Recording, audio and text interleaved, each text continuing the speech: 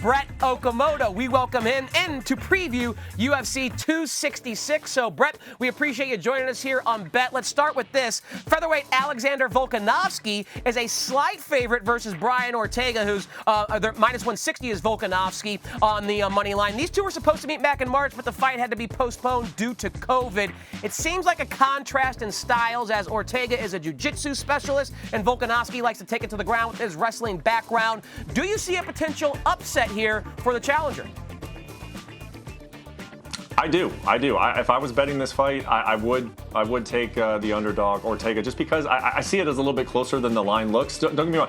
Alexander Volkanovski, he has been fighting for his credit. He's a guy who's flown under the radar. He's not a huge fan favorite guy. He's just a professional. He gets the job done. He's not always the guy who does it in the most flashy ways with the interviews and the knockouts, but he just is a winner. I mean, this guy's coming off back-to-back wins over Max Holloway. I mean, you've got to be very, very good. You have to be elite to do something like that. But I think Brian Ortega is a little bit of a mystery right now, man. I mean, this guy made it to a UFC title fight a few years ago, basically training out of his garage. And now since then, he has really changed his preparations. He's changed the people around him. We've only seen him once in a 5-round fight against Korean Zombie since he's made those changes, and he looked excellent. So I think he's got some physical advantages in this fight. I think he's got a higher fight IQ than a lot of people give him credit for. I would drop a little bit of money on the underdog and hope we see an upset, yeah.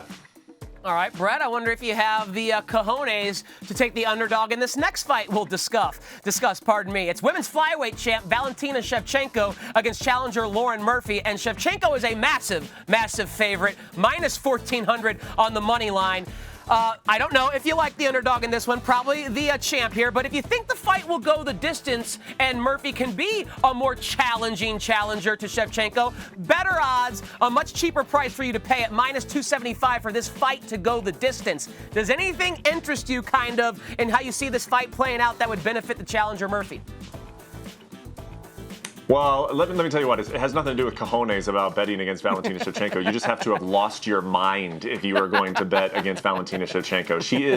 She is pretty much unbeatable, guys, especially in this 125-pound weight class. She's already kind of beaten all of the top women in this weight class, and now we're sort of just going through like who can we give to Valentina Shevchenko? And that is not, I'm sure it sounds like a knock on Lauren Murphy, but it's really not. She has really, she's been in this weight class for a long time. She wasn't really seen as anybody who was going to threaten the very top. She has put together a very nice run, but this is a tall order. I mean, I think she's facing disadvantages in experience, in physicality, in speed, in just repertoire and variety of skills.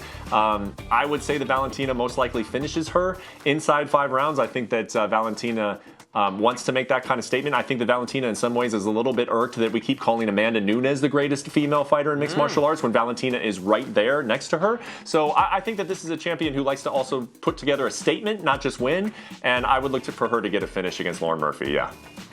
All right, Brett, we have the rare 5-round non-title fight at UFC 266, and it's some names that have been around since UFC 47.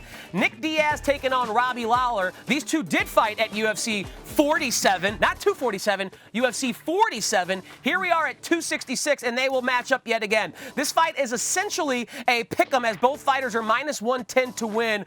Which blast from the past are you siding with?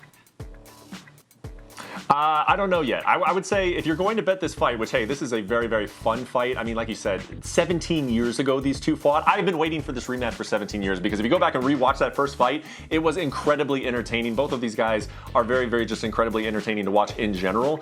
But we don't know I don't know what to expect from Nick Diaz. So if I want to put money on this fight, if I want to be watching it and have some skin in the game, I want to know what kind of Nick Diaz I'm getting. And I think the only way you're going to get that is by watching some interviews, seeing what his temperament is like, seeing what kind of shape he's in this week. I mean, this guy's not fought in 6 years. Nick Diaz's last fight was against Anderson Silva back in 2015. So if you are putting money on this fight, again, just wait a little bit. Get a look at Nick Diaz, because right now we really just do not know what to expect from the guy. That's fair. Exercise some caution with the great unknown, since we haven't seen Diaz, especially in so long. Brett Okamoto breaking it down. We appreciate you, Brett. Look forward to talking to you again throughout the UFC fighting calendar. Thanks for watching ESPN on YouTube. For live streaming, sports, and premium content, subscribe to ESPN+.